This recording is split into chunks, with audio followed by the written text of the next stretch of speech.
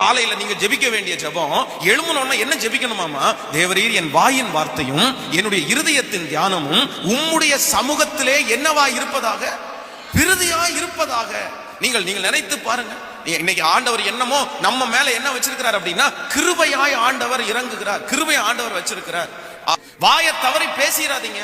கோபம் வருதுன்னு எதை வேண்டும் என்றாலும் பேசிவிட வேண்டும் என்று நினைக்காதீங்க. உங்க பிள்ளைகளை நீங்க பேசிடாதீங்க. உங்களுடைய கணவனாரை நீங்கள் பேசிவிடாதீர்கள். உங்க மனைவியை நீங்க பேசிடாதீங்க.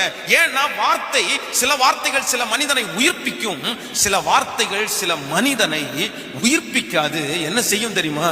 சில வார்த்தைகள் சில மனிதனை கொல்லும் என்று வேதம் சொல்லுது. நம்ம என்னமோ அறியாமத்தனமா இருக்கிறோம் அப்படின்னா அது பெரிய விஷயம் இல்ல, அது ஒரு பெரிய பொருட்டா எடுக்கிறது இல்ல. பேசலாம், அதென்ன பெரிய விஷயம், யாராவது கேட்க போறாங்களா, ஏதாவது திட்ட போறாங்களா, அப்படியெல்லாம் இல்லையே அப்படின்னு நினைக்கிறோம். இல்லவே இல்லை. ஆண்டவர் எதை மிக அதிகமாய் கவனிக்க சொல்லுகிறார் என்றால், உன்னுடைய வாயின் வார்த்தைகளிலே